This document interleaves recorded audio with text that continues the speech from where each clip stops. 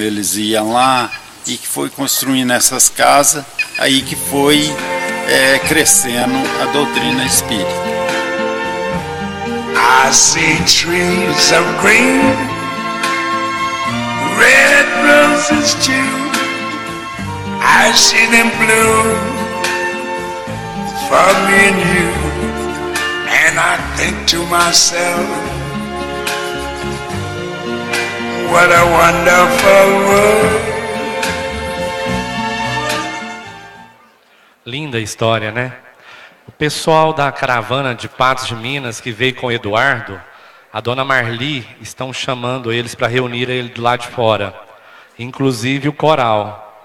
E eu já deixo aqui nosso pedido, não vão embora, esperem até o final, mas dona Marli quer conversar com todos vocês para vocês decidirem lá. Porque o Júlio vai psicografar mais uma vez, após o término da palestra da Ana Teresa Kamasmi, ele volta e faz a leitura dos dois momentos da psicografia, que será feito juntos. E agora, para a gente já dar prosseguimento, quem está ainda no café, acelera um pouquinho para nós começarmos o próximo estudo, né? Aqueles que estão em pé já vão assentando, para que a Ana Teresa possa falar um pouco mais para nós do Evangelho de Jesus, da nossa amada doutrina espírita. A gente volta a pedir silêncio, né, a todos, para que o nosso ambiente continue nessa vibração de alegria, de harmonia, mas porém que a gente consiga prestar atenção nos movimentos também. Muito bela.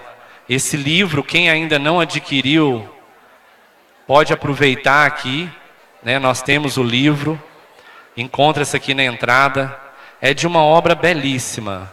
Eu não vou falar mais da história, porque senão tira a emoção daqueles que ainda não leram. Mas falo para vocês, é um exemplo a ser seguido, essa encarnação de Gabriela. Então nós vamos pedir o Simão agora para passar pétalas de Gabriela para nós. Vamos manter o silêncio, por favor.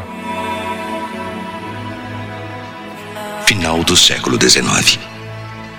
Assim como nem todas as estrelas são vistas, há vultos que passam despercebidos aos olhos dos homens, mas não aos olhos de Deus.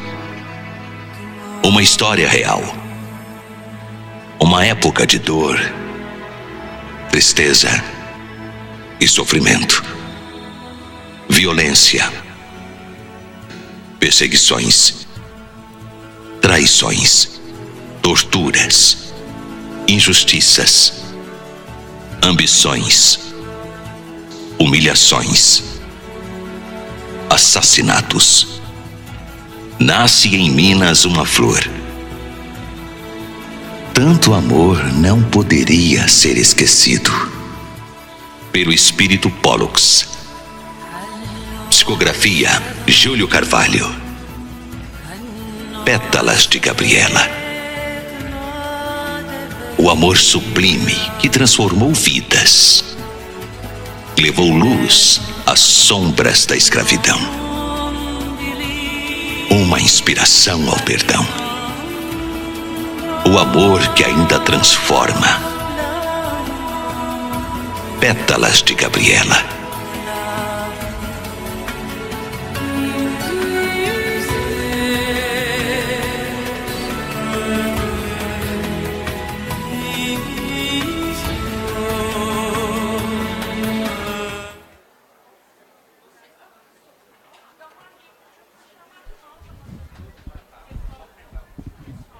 Bom, nós estamos ao vivo, daqui a pouquinho teremos a nossa querida irmã Ana Teresa Kamasmi. Pessoal, o Vinícius, ele está encaminhando para uma mesinha lá na frente com um caderno de prece do Instituto. Aqueles que gostariam de deixar o nome para a vibração da prece, ele vai estar na primeira mesa lá na entrada. O nome dele é Vinícius, ele está com a camisetinha do Instituto Verde. E a dona Marli aguarda o pessoal de Patos de Minas, do coral, que veio com o Eduardo. Viu ali na entrada. Podemos, Simão, com um vídeo? Da Gabriela? Destravou? Acabou. Passou todo? Ah, tá. Então vamos nos assentar agora para darmos prosseguimento ao nosso estudo, né? Ana Teresa, que veio do Rio de Janeiro, trazer para nós, mais uma vez, né? Primeira vez aqui no Instituto, perdão. Ela que tem alguns estudos, a gente acompanha na Rádio Fraternidade às 17 horas. É todos os dias? Todo dia, mas horário, cada dia tem um horário. São todos os dias. Cada dia tem um horário que a gente fica sabendo ao longo da programação da Rádio Fraternidade. Ana Teresa, a palavra é sua, seja bem-vinda, minha irmã. Viu? Jesus te abençoe e toda a espiritualidade amiga que está nos acompanhando. Muito obrigado.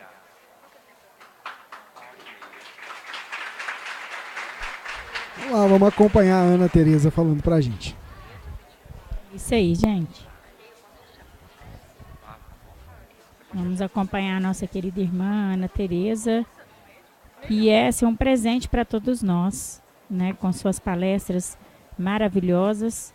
E agora, todos os dias, na Web Rádio Fraternidade. Acompanhem.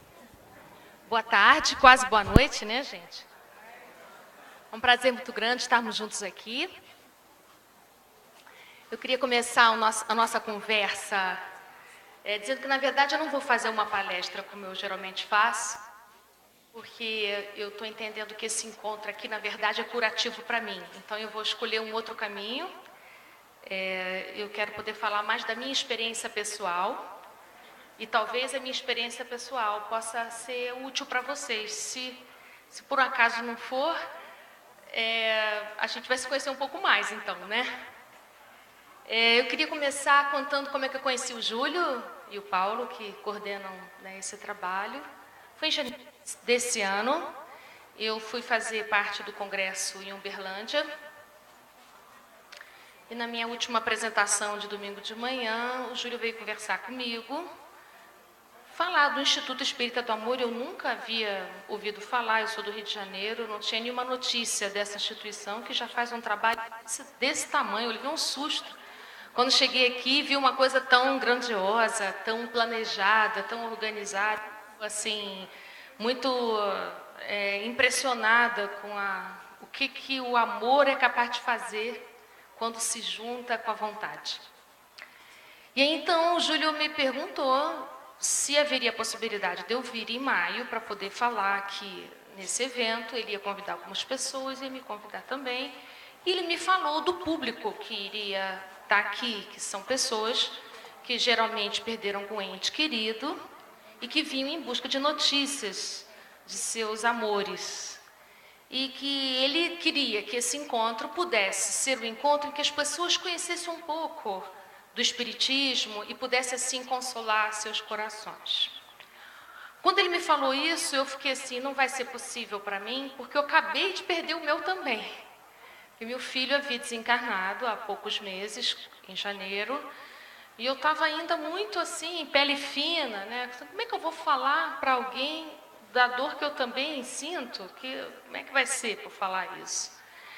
Mas, ao mesmo tempo, fiquei pensando, será que esse convite não é um convite do céu? Que pudesse, de alguma maneira, nesse partilhar do que aconteceu comigo, eu também me curar nesse encontro e poder também ganhar um pouco mais de força e caminhar, né?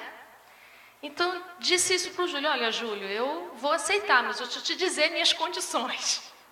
Eu não sei se eu vou conseguir isso tudo que você está querendo, mas eu vou me esforçar e tal. Ele ficou um pouco preocupado, disse: não, então vamos lá. E combinamos, eu aqui estou. E melhor do que eu estava em janeiro, é claro, porque vocês sabem que à medida que o tempo passa, a gente vai melhorando, graças a Deus. E quero poder falar com vocês do que tem sido esse tempo, né? Nesse mês de maio, exatamente no final do mês de maio, vai completar um ano que meu filho Bruno desencarnou. Ele tinha 20 anos de idade. Foi uma perda repentina para nós. Eu até agora ainda não sei muito bem do que ele desencarnou, porque ele teve uma parada cardíaca e estava distante de nós, estava num outro lugar. Então, quando nós chegamos, não pudemos fazer mais nada.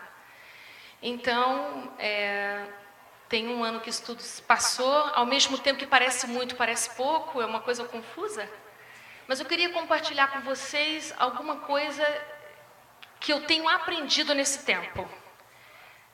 Eu sou espírita de berço, meus pais eram espíritas, eles coordenavam uma casa espírita e eu tenho o privilégio de ter nascido numa casa espírita. Então, também quero dizer para vocês que o fato da gente ser espírita não nos isenta de absolutamente nada, mas ser espírita tira o desespero. Então, eu acho que estou podendo passar por essa dor sem desespero, mas com muita saudade, com tristeza também, com tudo que uma perda inclui. Mas a certeza da vida futura é muito clara para mim. Então, o que dói é a falta, é a separação. Mas eu não tenho desespero algum, não parei minha vida em absolutamente nada, tudo aquilo que eu havia me proposto eu continuo, e agora até com muito mais força em alguns aspectos. Então, eu me sinto fazendo um curso, na verdade, sabe? E eu anotei aqui para vocês, né, para a gente ir compartilhando as coisas que eu venho aprendendo nesse tempo sem ele, porque é um aprendizado muito grande, não é pequeno, entender que o tempo das nossas emoções não é o tempo do pensamento. Uma coisa é o que a gente pensa, é o que a gente entende, e uma outra coisa é o que o nosso coração é capaz de adquirir compreensão, o tempo que a gente leva para compreender. Porque é o tempo de concordar. Uma coisa é o entendimento, uma outra coisa é o seu coração concordar. A palavra concordância quer dizer isso, né? Concordes, cordes é coração, em latim. Então, uma coisa é você entender, tá certo, a vida continua, nós estamos aqui de passagem, não é? Cada um no seu tempo. Isso é um entendimento. Uma outra coisa é você arrumar o quarto do seu filho. Uma outra coisa é você doar todas as coisas que foram dele. Uma outra coisa é você procurar ele pela casa e nunca mais achar. Esperar a porta abrir e não entrar. Então, isso, o coração, para ele poder entrar nesse nível de entendimento da cabeça, é uma viagem galáctica daqui para cima, né? E a gente poder falar disso inteiro. Então, eu tenho aprendido que o tempo das emoções é completamente diferente do tempo do pensamento. Mais do que eu pudesse imaginar. Eu achava que bastava eu entender que a minha alma ia entrar num lugar bom, e não é verdade. Eu já entendi que ele está bem, eu já entendi que ele está com entes queridos, eu já entendi tudo isso. Mas o meu coração apegado ainda não tem a mesma velocidade desse entendimento. Então, essa diferença faz com que eu precise também respeitar o meu tempo de entendimento afetivo, né? De poder concordar com a minha saudade, concordar com o meu choro, concordar às vezes com a minha alegria. Às vezes é até difícil ficar feliz, porque é como se ficar feliz não combinasse com a tristeza, mas há dias que eu sinto as duas coisas juntas. Há dias que eu sou capaz de sentir uma extrema felicidade e uma tristeza muito profunda ao mesmo tempo, no mesmo dia. Então, também tenho entendido que o nosso coração é elástico, ele sente coisas completamente opostas. E tudo isso dentro da gente mesmo. E isso não quer dizer que um sentimento é verdadeiro e o outro não, ambos são muito verdadeiros. Eu também tenho aprendido a entregar. Eu acho que esse tem sido um dos aprendizados mais difíceis para mim, que é a gente confiar que o nosso filho está nos braços de Deus. Então, confiar é assim, é o meu bem mais precioso, eu deixo nos braços e nas mãos de quem vai cuidar igual ou melhor do que eu. E esse lugar eu só confiro para Deus, para ninguém mais. Então, entregar a minha joia preciosa, meu filho querido, caçula, o mais engraçado, o mais afetivo, eu entrego nos braços de Deus. E todas as vezes em que a saudade é grande, eu me lembro dessa frase e digo, eu entrego nos seus braços, Senhor. É o que eu digo muito. E nos momentos em que eu também já passei por essa fase, agora eu estou melhor, é assim, eu tinha alguns flashes, algumas imagens que ficavam repetidas na minha memória. Por exemplo, a imagem do hospital, a imagem dele no caixão, o corpo frio. Então, determinadas imagens não saía da minha cabeça, gruda. Então, eu aprendi a cada vez que essa imagem repetia na minha memória, eu dizia, eu entrego. Eu entrego nos seus braços, Senhor, esta imagem. E eu fui percebendo que à medida que eu ia fazendo isso, cada vez que eu lembrava dessa imagem e dizia entrego, eu sentia alívio no meu coração. Eu começo a entender que eu sinto alívio porque ele também sente alívio. Porque quanto mais eu fixo imagens doloridas, é dolorido para ele também. Então, quando eu posso trocar essa imagem por uma imagem melhor, uma imagem das risadas dele, ou uma imagem dele me abraçando, ou uma imagem de a gente fazendo alguma coisa juntos, ele também melhora, né? É sintônico o que eu sinto, o que eu penso, o que ele sente, o que ele pensa. Porque quando a mulher está grávida, o espírito que já está ali perto, né, já está na atmosfera dela antes dela engravidar, porque a gente engravida primeiro psiquicamente, né? A gente engravida espiritualmente primeiro, né? O espírito que reencarnante, ele vai se aproximar daquele casal antes da gravidez física acontecer. A gente engravida dessa ideia de querer ser mãe, ser pai, enfim. E a partir de então, a gente respira uma atmosfera única, né? A mãe e o filho. E quando a gravidez se dá, essa união da mãe com o filho é mais estreita ainda. E quando o filho nasce, essa estreiteza não se perde rapidamente. É um processo devagar, lento que vai acontecendo. Para o bebê que chega, a mãe é continuação para ele, né? O bebê não sabe do contorno do seu corpo, né? Quando a gente põe o bebê no braço, a gente percebe naquele olhar que a gente tem com ele, que para ele nós somos continuação. Então eu penso que o contrário, quando desencarna, é a mesma coisa. Esse mesmo movimento que vai acontecendo, o bebê sai da barriga para os braços, né? Do peito para a cadeirinha, da cadeirinha para o chão e assim por diante, até ele ir para a escolinha. Quando ele vai para a escolinha, a mãe quase morre, né? Na hora da adaptação de ir para a creche, enfim. E aí até que a gente consegue deixar o filho dormir na casa do coleguinha, e depois a gente deixa o filho viajar, e assim por diante. Eu penso que na desencarnação acontece a mesma coisa.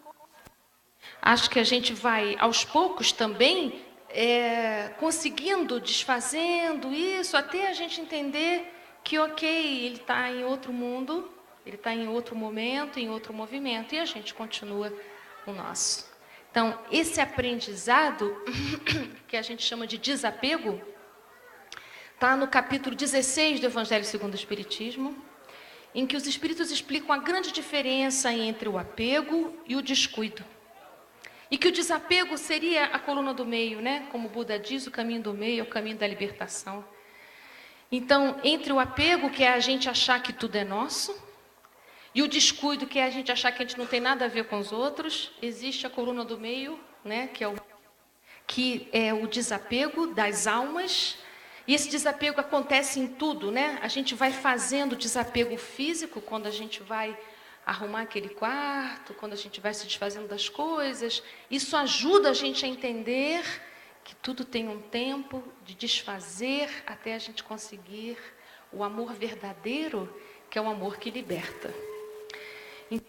Quando a gente está diante de uma experiência desse porte, a gente está aprendendo desapego afetivo, que é um aprendizado que acontece em todas as encarnações. Não precisa ser específico só para você que está experimentando uma perda de ente querido. Isso acontece da gente com a gente mesmo, né? Nós nascemos com um corpo novinho, bonitinho, arrumadinho, e ao longo do tempo em que a gente vai até chegar ao envelhecimento, é um grande exercício de desapego, porque o nosso corpo vai perdendo a sua vitalidade para que o espírito possa ganhar mais importância para a gente. Se a gente tivesse na idade de envelhecimento a mesma vitalidade dos 20 anos, imagina, você com 60 ter vitalidade dos 20, né? Como é que a gente ia se dirigir para a transcendência da vida? Então, é preciso que o corpo perca todo aquele vigor para que a gente possa olhar, para que a gente possa dar lugar para as experiências transcendentais da gente. Não é à toa que por volta dos 50 anos, entre os 50 e 60, invariavelmente as pessoas se dirigem mais intensamente para os trabalhos espirituais, seja na casa espírita ou em qualquer religião, né? Então, isso é uma coisa que eu estou no curso, né? Eu estou no curso de desapego, né? De poder compreender que a gente precisa aprender a amar de modo mais livre. Interessante que a maneira que foi acontecendo entre eu e o Bruno, né, entendendo que ele não estava mais aos meus olhos, não estava mais perto para eu abraçar, também foi mexendo na minha maneira de amar com os meus filhos mais velhos, né? O que foi acontecendo com os outros dois foi de também eu aprender a amar, a estar com eles, entendendo que todas as nossas ligações aqui na Terra elas são temporárias. O amor é eterno, mas o encontro físico ele é temporário. Eu não sei o que nós fomos na outra encarnação, nem sei o que seremos na próxima. Mas eu já combinei com o Bruno na minha cabeça, meu filho, você espera eu chegar aí, pelo amor de Deus, não vem antes não. Deixa eu chegar aí para a gente pelo menos dar uma encontrada, senão vai ficar feitiço de Áquila, né? Então, nas minhas preces eu falo, espera menino, espero chegar aí para depois você reencarnar para a gente poder matar umas saudades, né? Então, é interessante pensar que a perda de um ente querido e a maneira como você lida com esse desenlace, com essa separação momentânea, mexe com seus outros relacionamentos afetivos. Mexe na sua maneira de amar seu par, né, com quem você convive, a maneira de você amar sua mãe, de você amar seu pai, de você amar os seus outros filhos, enfim. Então, eu tenho percebido que tem mexido com as minhas outras relações entre eu e os meus irmãos, enfim. Então, essa mexida afetiva que dá na gente é interessante. Eu, às vezes, fico pensando, meu Deus, mas eu sempre soube que a gente desencarna um dia. Por que meu coração está tão surpreso, né? Por isso, porque a gente sabe, mas não sabe. A gente sabe na cabeça, mas o nosso coração, ele caminha numa outra rotação, eu penso, né? Numa outra, mais lenta, para poder adquirir isso. Uma outra coisa que eu entendi de verdade. Eu achava que a gente tinha força antes de enfrentar as coisas. Sempre achei isso. Que tudo aquilo que eu quisesse enfrentar na minha vida, eu me preparava antes para aquilo. Então, eu ia fazer uma prova, eu estudava muito. Eu ia fazer uma palestra, eu estudava muito. Eu ia coordenar um trabalho, eu fazia muito treino antes. Tudo eu me preparava muito para poder lidar. E tudo aquilo novo que vinha, eu pensava, não, eu vou me preparar primeiro, depois eu me coloco para resolver isso, para poder lidar com isso. Essa falha que está dando aqui, eu acho que a bateria está ficando meio ruim. Então, eu fui entendendo que eu achava que a força para a gente enfrentar as coisas nascia antes. E, às vezes, eu pensava assim, bom, tem coisa que eu vou ter força para ir, tem coisa que eu não vou ter, e ponto, é assim mesmo que a vida se dá. Mas, com essa experiência com meu filho, eu entendi uma coisa completamente diferente disso. Eu fui compreendendo que a gente vai tendo força na medida que a gente enfrenta o acontecimento. A força vem no que você encontra com aquela circunstância. Então, eu agora não digo assim, eu não vou aguentar. Eu não sei se eu vou aguentar, eu preciso ir para ver que eu não aguento. Mas dizer antes de experimentar que eu não vou aguentar não é verdade. Então eu pensava assim, eu não vou aguentar ver o meu filho chegar no caixão de jeito nenhum. E eu falei para meu marido assim, então olha só, quando o caixão chegar, você fica, eu não quero ver. Mas aí, quando o caixão chegou, eu quis ver. E vi e consegui ver. E ficar junto, peraí que eu vou trocar aqui. Aqui, vai. Aqui, foi? Não. Sim. Consegui ficar junto. E à medida que foi acontecendo tudo aquilo, né, é uma coisa interessante.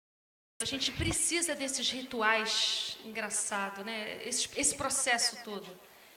A gente precisa, para o nosso coração, ao ver e entendendo o que aconteceu, porque a gente não quer acreditar que aconteceu, então a gente precisa ver.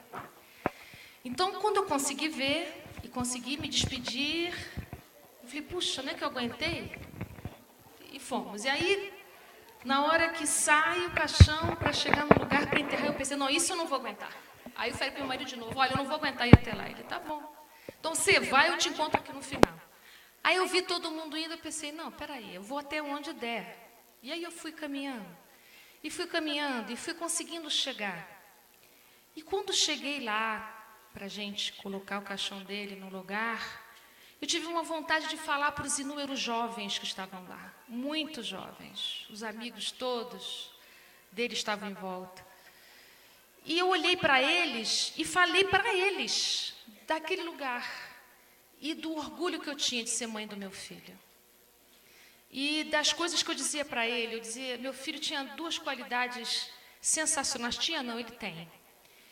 Ele, quando dizia que queria realizar uma coisa, ele tinha disciplina suficiente para resolver aquilo. E ele chegava até o final sem desistir. Eu falava para esse meu filho, quando eu crescer, impressionante, ele ia à academia até domingo, porque ele queria ficar com o músculo de determinada maneira.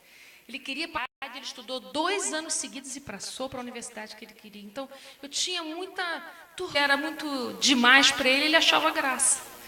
Então, essa leveza que ele tinha, eu achava o máximo, né? Então, eu disse isso para aqueles jovens, né? Que eles também pudessem seguir à frente e pudessem envidar esforços para conquistar seus sonhos, porque meu filho desencarnou tendo realizado tudo que ele queria. Tudo que ele havia planejado, ele realizou. Então, eu tinha muito orgulho de ver aquilo. E quando eu terminei de falar, eu pensei, mas não é que eu consegui falar? E assim foi.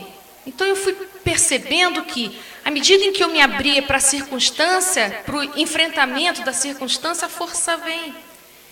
Então, eu já não digo mais, eu não vou aguentar. Eu digo, vou ver se vai dar. Então, eu vou e no encontro com aquilo eu posso dizer, eu aguento ou eu não aguento. Então, a força, ela não antecede uma experiência. Se os desafios que a gente enfrenta na vida, a gente já tivesse força antes para enfrentar, qual seria a função do desafio? Então, a espiritualidade nos diz que os desafios vêm para que a sua força nasça do encontro com eles. Essa é a finalidade do desafio, fortalecer as nossas almas. Então, quando a gente livra os nossos filhos dos desafios da vida, a gente está livrando ele também de adquirir força própria. A gente enfraquece. Por isso que a superproteção adoece. Então, é preciso a gente deixar o nosso filho experimentar os desafios da vida, para que a fortaleza moral possa nascer desse encontro dele com a experiência difícil.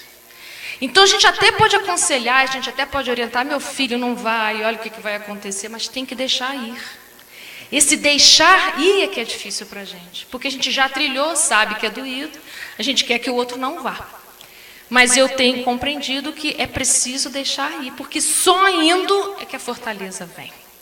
Então, é no encontro, é no atrito, é na experiência que o fortalecimento da alma chega. Então, eu tenho descoberto isso com muita alegria até, né? Então, eu tenho me colocado a muitos desafios. Está aqui, por exemplo, está sendo um. Estar diante daquilo que a gente acha que não vai aguentar, mas experimentar, pedir assistência aos espíritos para que a gente vai se colocar, é uma maneira de você poder alcançar, né? E se fortalecer. Uma outra coisa que eu tenho aprendido é que a vida não acontece no controle. A vida da gente acontece no fluxo divino. Opa, obrigada. Nós estamos permanentemente num fluxo divino, né? Eu vou fazer aqui uma metáfora, como se fosse assim. Existe uma cachoeira, uma nascente. E essa nascente jorra água incessantemente, 24 horas por dia, 365 dias no ano. A gente pode experimentar, ficar debaixo desse fluxo d'água e se nutrir, né? E entrar em sintonia, como a gente pode se afastar desse fluxo e começar a ressecar. Eu penso que a fé é justamente isso. A fé é essa conexão com esse fluxo divino. Então, quando você está fora do fluxo, você começa a receber pouca água, você começa a duvidar da existência de Deus. Mas é interessante, Deus não deixou de existir, a ajuda divina não deixou de existir, é você que se afastou desse contato. Então, quando a gente quer controlar a vida, quando a gente quer que as coisas aconteçam só como eu quero, que é diferente de planejar, eu estou falando controlar, e a gente ainda fica emburrado quando as coisas não acontecem como a gente quer, a gente está fora do fluxo divino.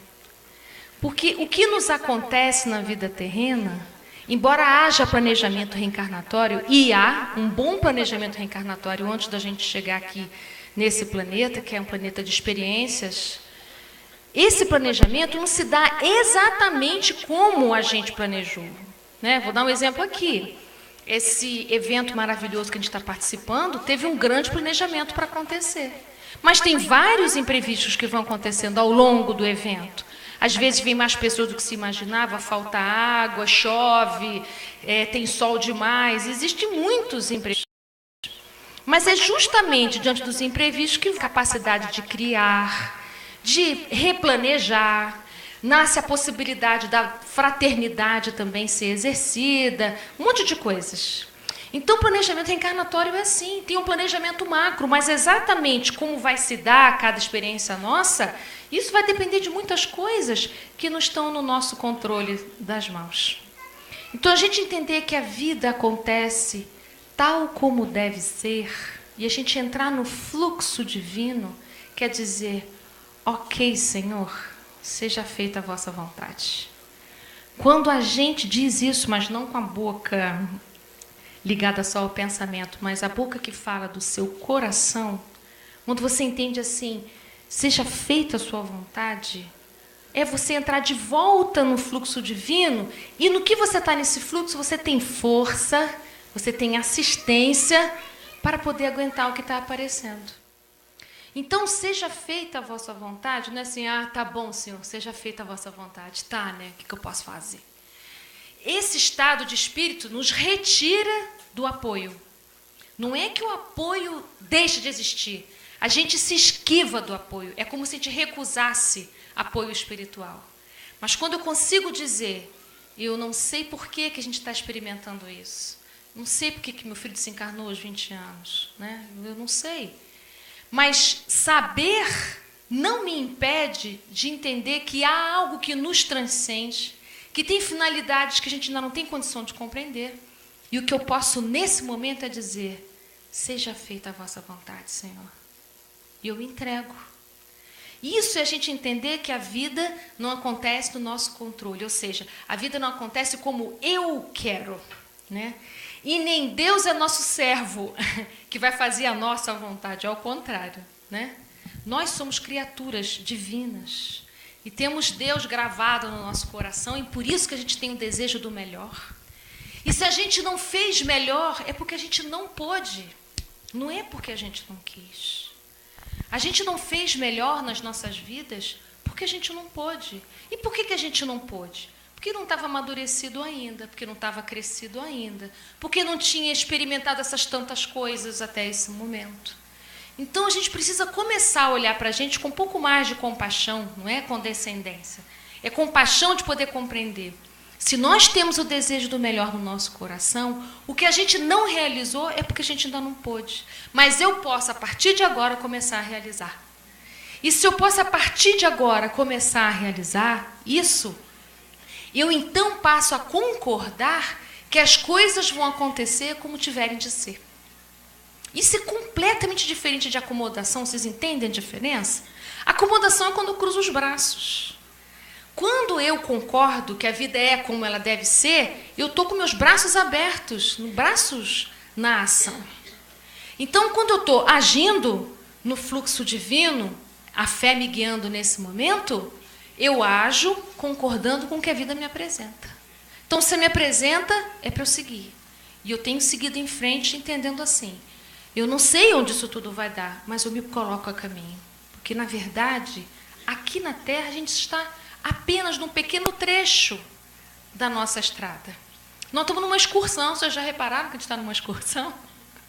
É que essa excursão leva tanto tempo que a gente esquece que está na excursão. A excursão tem começo e tem fim, depois a gente volta para casa. A gente viaja, aprende um monte de coisa, tira foto, fica feliz, fica triste, chateia na excursão e tal. Conhece um monte de lugar, mas a gente volta para casa. E é onde é a nossa casa, se não a pátria espiritual? É para lá que nós todos estamos indo. Então a gente precisa começar a se preocupar com a nossa mala. Mala pesada demais não vai passar no aeroporto. Você vai ter que deixar.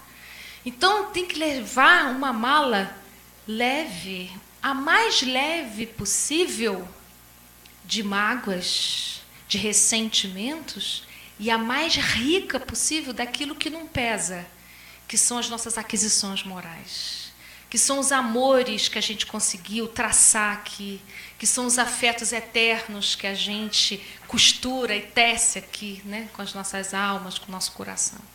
Então, a gente desencarnar leve é que é o bacana. É a gente voltar para casa leve. Nossa, essa excursão valeu a pena. É assim que a gente precisa desencarnar. Valeu a pena e eu faria tudo de novo. Eu falo muito isso para o meu filho. Meu filho, eu faria de novo os 20 anos outra vez. Tudo outra vez, não mudaria um pingo, uma letra sequer, porque valeu muito a pena ser sua mãe. Eu adorei essa experiência. Tomara que a gente se escolha de novo, a gente se encontre de novo. Quem sabe você vai ser meu pai, não sei, né? Eu já acho ele o máximo. Mas de vez em quando eu fico brava com ele. Fico sim, gente. Igual eu ficava aqui, não mudou nada. Às vezes eu fico brava com ele, tiro as fotos todas, aí eu fico de bem, eu boto as fotos todas de volta. É uma coisa, né? A minha empregada até ela ri de mim. Dona Tereza, eu já posso botar as fotos? Não, não pode, porque eu estou muito brava com ele essa semana. Aí na semana seguinte, já posso botar? Pode, Zezé, pode botar as fotos. Aí ela põe as fotos de volta, que é uma maneira que eu tenho de poder também dar vazão aos meus sentimentos, né? Porque às vezes eu fico muito brava com ele. Então, é mãe, né, gente? Mãe é assim, né? Um dia fica bravo, outro dia adora, outro dia dá um monte de beijo, outro dia briga, depois fica feliz, e agarra, depois ri, enfim, tudo misturado. Daí, gente, vocês não têm noção, essa semana que passou, eu estava fazendo palestra em Santos, na casa espírita de lá, e aí, na véspera, eu estava no hotel, ia dormir e liguei para o meu filho do meio. Então, meu filho, então, como é que estão as coisas? Ele resolveu morar sozinho, então nós também estamos, né? Eu também estou nessa despedida, né? A casa diminuiu de tamanho. Isso também é um aprendizado. Sabe que eu descobri uma coisa incrível, gente? Já vou contar a história do meu filho, mas olha que coisa incrível. Quando eu estava arrumando as coisas do meu filho, doando as coisas, enfim, eu achei impressionante o armário do meu filho. Ele tinha uma roupa bonita, especial, de determinada marca e cor. Mas era uma de cada. E eu pensei, que coisa impressionante. Como é que meu armário não é assim? Eu tenho 5 disso, 10 daquilo. E eu fui descobrindo como que a gente pode ser jovem e descobrir o essencial. Eu, com 50 e poucos, ainda não tinha descoberto qual é o essencial no meu armário. Então, arrumando dele, eu descobri que eu precisava arrumar o meu. E fui descobrindo assim, mas que coisa interessante que é isso. Eu não tinha olhado para isso nele. Como ele era organizado e essencial. Eu só tinha uma coisa de cada coisa que ele gostava. E não tinha 2 da mesma coisa. Eu, então, começo a pensar que a gente pode ir descobrindo o que é o essencial e viver com muito menos. E se afligir muito menos. Então, agora eu quero morar num lugar menor. Quero ter menos coisa para arrumar. Quanto menos, melhor. Isso tem me feito um bem tão grande que eu convido todo mundo a fazer isso, mas não precisa perder nenhum ente querido para isso não, viu? Você pode diminuir sem passar por isso. E aí, nessa história toda de mudança, estamos indo para uma casa menor, e ele me diz assim, mas então, é que amanhã eu vou saltar de paraquedas. Eu, hein? O que foi que você falou? Não, é porque amanhã eu vou saltar de paraquedas, eu não te falei? Não, você não me falou isso. Não, mas você esqueceu. Não, mãe não esquece um aviso desse. Mandaram mudar de microfone aqui. Então, muda, né? Isso aqui é desapego, estão entendendo como é que é desapego? É exatamente isso. Sai, entra outro, e é como se nada tivesse acontecido. E aí, quando ele me disse que ia saltar de paraquedas, eu fiquei muito brava. Não se fala isso para uma mãe, gente. Você salta, depois conta. É assim que tem que ser. Que conta antes, meu filho. Eu não vou ficar com paz de espírito. Um já foi para o mundo espiritual e você resolve saltar de paraquedas. Aí diz ele, mas mãe, acontece que não acontece nada. Meu filho, não diz isso para mim, não. Porque eu também achava que não ia acontecer nada com seu irmão, ele viajou e não voltou. Então não fala para mim que não acontece nada. Porque tem gente que salta de paraquedas e desencarna, meu filho. Tem gente que desencarna atravessando a rua, como que você não pode desencarnar saltando de paraquedas? Não, mãe, mas não fica preocupada. Também não se pede isso para a mãe. não fica preocupada. Não existe. Mãe, quando nasce, já é preocupada. Não existe. Então, mãe é preocupada, está no DNA, não tem condição de ser diferente. Então, fiquei muito brava com ele. Completamente brava. E para dormir, vocês imaginam, difícil. Haja pressa para dormir. Imaginava o menino saltando paraquedas, o menino caindo paraquedas, tudo vocês possam imaginar. No dia seguinte, mandei um zap para ele. Você faça o favor de só me escrever um zap quando você botar o pé no chão. Antes não me escreva. Aí ele me escreve assim: ô mãe, posso mandar o vídeo? Eu nem pensar. Eu não quero vídeo, eu não quero foto, eu não quero... Aliás, eu faço de conta que eu não sei que você foi e a gente conversa depois. Bom, dito e feito, ele mandou um zap. Pousei. Ótimo, né? Certo? E quando nós nos encontramos, o meu coração era misturado. Quando eu cheguei no Rio de Janeiro, fui encontrar. Eu com uma raiva muito brava com ele, mas também muito feliz de vê-lo de volta. Eu acho que é essa mistura de emoção que a gente tem mesmo, né? A gente fica brava e feliz de encontrar. E essa mistura, essa junção de sentimentos, essa bagunça no coração, ela é boa. Porque faz a nossa alma elastecer, flexibilizar. Coração que só sente uma coisa só adoeceu. O coração da gente, ele precisa poder transitar entre várias emoções. Não exagerem também não, tá, gente? Mas que possam transitar em muitas emoções no coração de vocês. Isso é saudável e bom para a gente. Uma outra coisa muito importante que eu aprendi, muito mesmo, eu nem sabia disso. Olha que eu sou psicoterapeuta há 26 anos já, e eu nunca tinha pensado sobre isso. Tinha momentos, muitos momentos, tinha porque eu já não estou mais assim, já tem umas 2 semanas, que eu sentia muita culpa de não ter feito uma determinada coisa, que era impedido dele viajar. Toda hora isso voltava, mas eu devia ter impedido ele de viajar. Mas alguma coisa me dizia que aquela viagem não estava bom. E eu pensava, por que eu não impedi? E eu voltava esse filme inúmeras vezes, eu pensava isso. Mas por que eu não impedi ele de viajar? Mas por que eu deixei ele sair de casa? Eu pensava. E um amigo, há 2 semanas atrás, me falou uma coisa muito bacana. Ele falou assim: você fica voltando para trás o tempo. Para que você está fazendo isso? Voltando para trás o tempo. Aí eu pensei, eu estou fazendo isso? Mas como assim estou fazendo isso? Não, olha, você falando, mas eu devia, mas eu tinha e tal. E eu entendi a seguinte coisa. Quando a gente fica voltando para trás o tempo, culpados, é um jeitinho torto da gente fazer de conta que isso aqui não está acontecendo. O que é isso aqui que está acontecendo no meu presente? A vida está andando. A vida está andando sem ele. Tudo que eu não queria. Então, voltando para trás, na minha memória, era um jeito de eu estar com ele, né? Eu lembrava aquela cena, eu lembrava o que eu tinha que ter feito. Então, é engraçado como é que a gente vai se agarrando a memórias. A coisas que você poderia ter feito. Isso é um jeito da gente não deixar a vida seguir. Quando eu descobri que eu fazia isso, eu disse, então quer dizer que a culpa é um truque que a gente usa. É um truque que a gente usa para estar junto. Só que tem uma coisa, é um truque que não dá certo. Porque ao invés de eu me aproximar dele, mais afastada eu ficava. Eu ficava junto dele só no meu pensamento. Mas isso não o aproximava afetivamente, porque isso, para um espírito desencarnado, o deixa muito aflito. As nossas dores, os nossos arrependimentos e assim por diante. Então, a melhor maneira da gente ficar junto não é com um truque desse. A melhor maneira da gente ficar junto é a gente poder se lembrar das gargalhadas, é a gente se lembrar dos momentos felizes, é a gente se lembrar que valeu a pena tudo isso. É um outro caminho, mas a culpa certamente não é um lugar de encontro. Pelo contrário, é um lugar de afastamento e de solidão para mim, porque eu me sentia numa extrema solidão nesses momentos, né?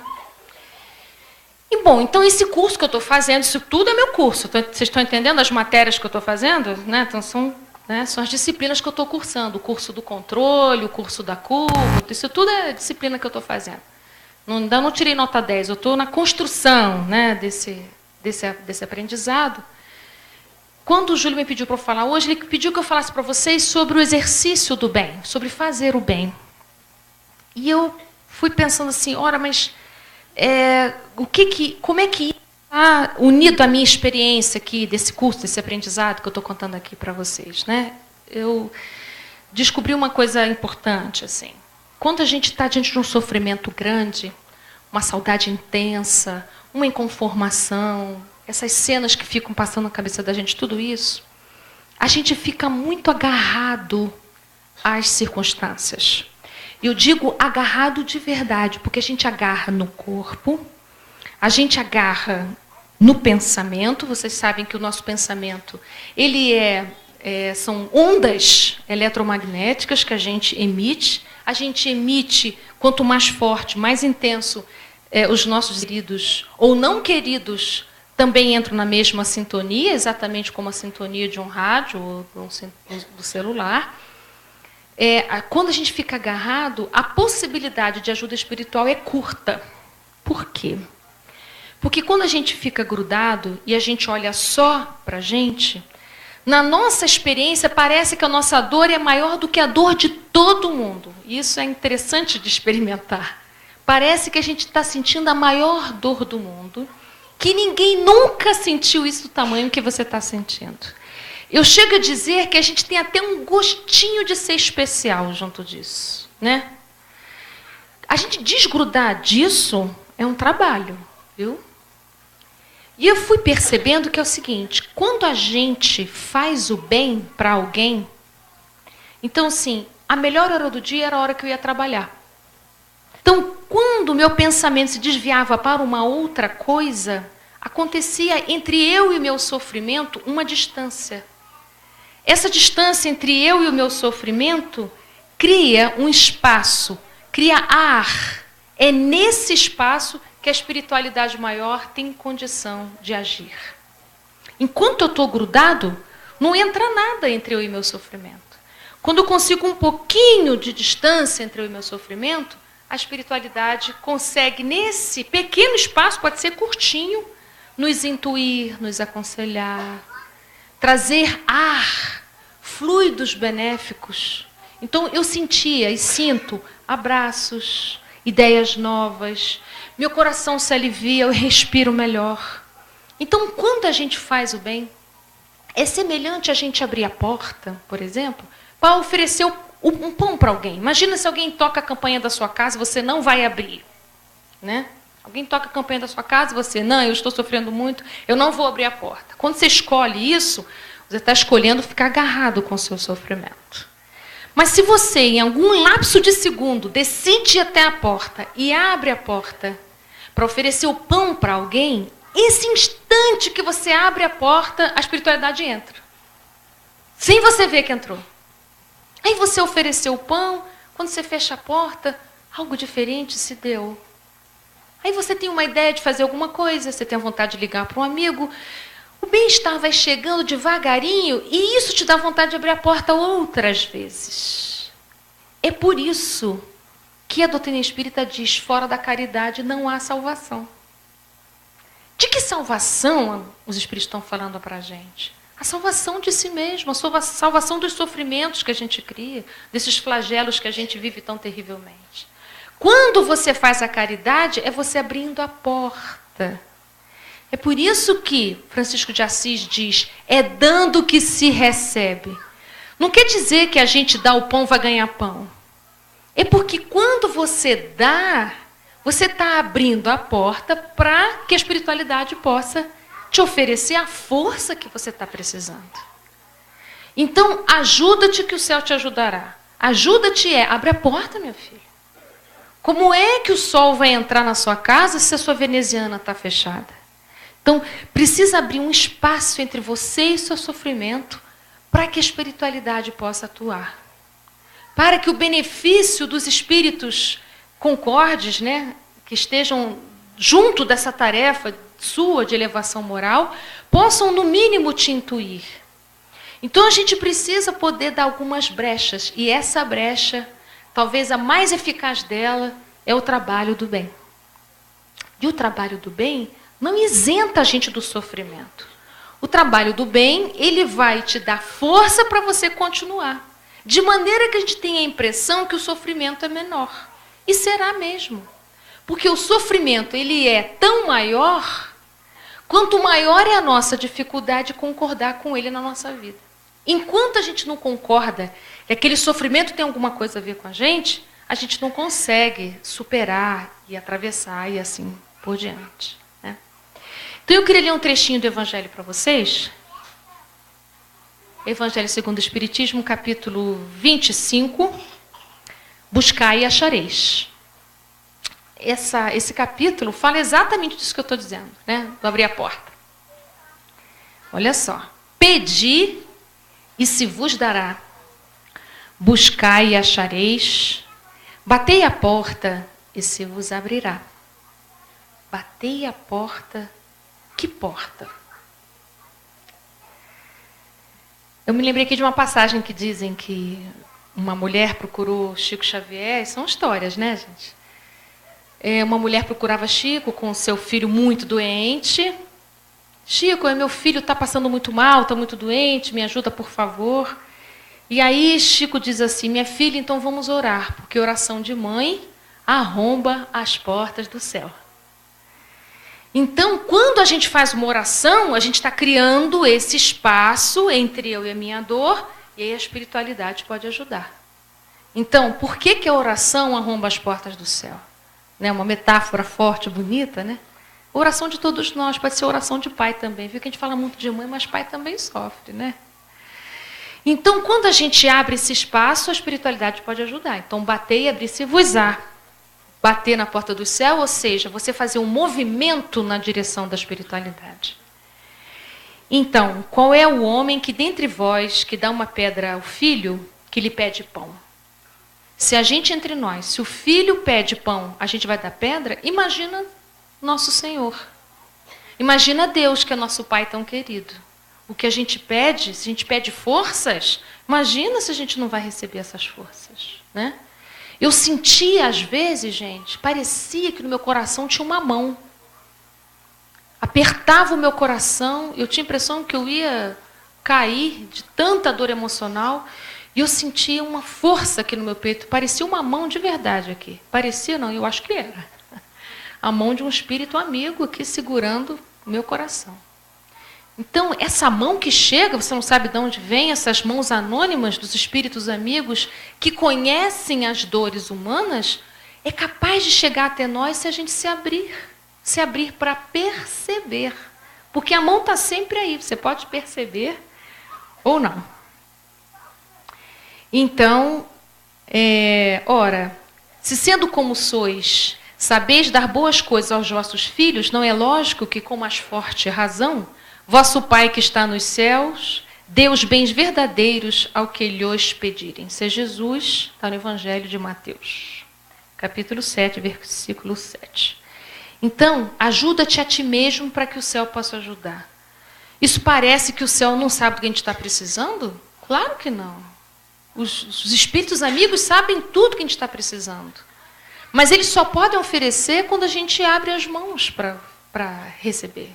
Né? Imagina uma jarra d'água, se a gente não colocar o copo embaixo, a gente continua com sede. Então, o fluxo divino ele é ininterrupto. Cabe a gente fazer um movimento para poder receber. Esse movimento de receber, eu entendo que só acontece quando a gente concorda.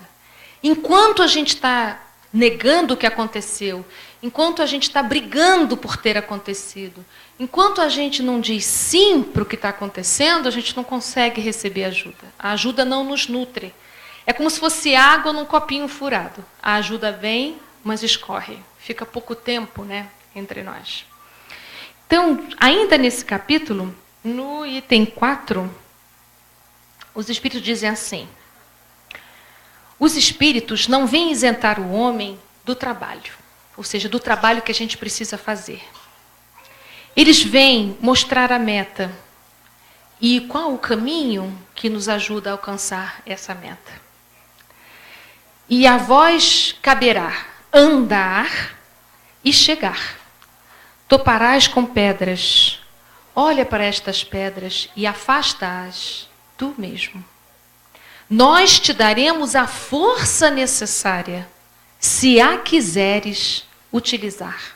Não é sensacional? Isso. Porque se os espíritos viessem tirar todas as pedras, nós continuaríamos crianças espirituais. Qual é a diferença entre a criança e o adulto? A criança pede um copo d'água, o adulto vai lá buscar água. A água tem. A diferença é que se a gente tem uma postura infantil, a gente espera a água chegar na mão. Se a água não chega na mão, a gente diz que Deus não existe, Deus não é bom, estou sendo punido por Deus e assim por diante. Mas se eu já entendo que nós somos adultos e a espiritualidade nos trata enquanto adultos espirituais, diz, tem água, vem buscar. Na passagem interessante de Lázaro, em que as irmãs vêm pedir ajuda para Jesus, porque Lázaro havia morrido. Aliás, elas estavam ressentidas, que Jesus demorou demais para chegar, já tinha mais de um dia que Lázaro tinha desencarnado, elas estavam achando que não ia ter mais jeito. Então, quando Jesus chega, Jesus diz, removam a pedra, para que ele pudesse fazer com que Lázaro voltasse à vida. Mas preste atenção, pelos poderes que Jesus tinha, não é lógico que Jesus atravessaria a pedra e chegaria lá de dentro, gente? Claro que sim. Ou ele não teria condições de remover a pedra? Também. Por que ele diz removam a pedra? Nesse movimento, Jesus está ensinando assim, tem uma parte que é você quem tem que fazer. E a outra parte, a espiritualidade faz. Mas por que é assim?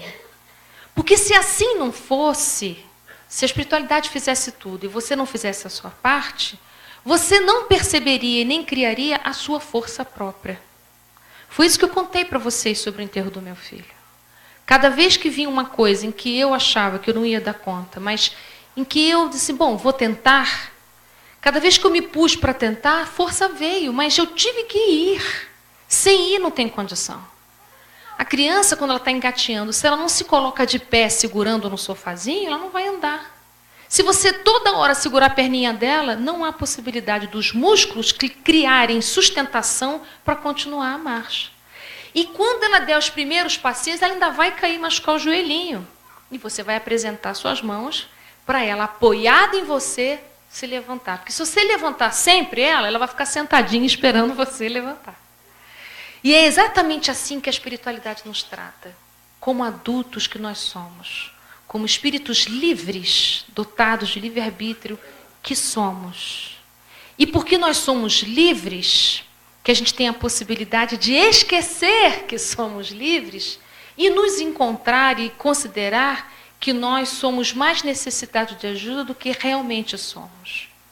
Então, às vezes, a gente é esquecido das nossas possibilidades. Somos também esquecidos que somos espíritos em processo de desenvolvimento moral e espiritual. Então, por isso, Paulo de Tarso vai dizer, desperta, ó tu que dormes. Desperta, ó tu que dormes, nós estamos dormindo mesmo. Como é que é esse sono que a gente tem? A gente tem o sono consciencial, o sono da nossa responsabilidade, né? Nós temos o sono de achar que os filhos são nossos. Isso é sono. Não é. Nenhum filho é nosso. Os nossos filhos são espíritos irmãos em aprendizado. Os nossos pais são espíritos irmãos em aprendizados. Eu e vocês, nós somos irmãos em aprendizado. Ninguém aqui é melhor do que ninguém. E a data de ida e de chegada dos nossos irmãos não pertence a nós. A gente poder se lembrar disso, entender que tudo faz parte, está tudo certo como está, é o despertar que a gente precisa ter. Entender que tudo tem finalidade. Desencarnar, encarnar, desencarnar, encarnar, é um processo de amadurecimento necessário para um espírito. Nós precisamos da vida material para poder, no encontro com as dificuldades com a vida física, desenvolver o nosso espírito. Porque imagina, se a gente só ficasse no plano espiritual, a gente não aprenderia as coisas que acontecem aqui. Lidar com dinheiro faz a gente aprender a lidar com limites, né? Aprender a se alimentar, porque a gente vai para a obesidade, vai para a anorexia. Então, todas essas coisas que a gente aprende aqui na vida corpórea, só se dá porque a gente tem um corpo físico para isso. E temos esses laços temporários de mãe, pai, filho, irmão, primo, tio, para a gente aprender o desapego afetivo. Aprender com os laços difíceis e aprender também com os laços mais fáceis. Porque é interessante como é que na família da gente tem de tudo um pouco, já viram? Na família da gente tem as figurinhas todinha do álbum. Tem o mais complicado, tem o mais leve, tem o engraçado, tem o ciumento, tem o pão duro, tem tudo, né? No nosso álbum familiar. Mas o bonito da nossa família é essa diversidade, é isso mesmo. Tem que ter figurinha todas diferentes. Figurinha repetida não completa álbum, né, gente? Ouviram essa expressão? Então, o bom é o diferente. É muito importante ter de tudo um pouco. Eu sei que a gente tem a fantasia da família Doriana, né? Daquela família Margarida, que eu chamo, né? Que é tudo arrumadinho. Deixa eu contar um segredo para vocês. Nenhuma família é assim.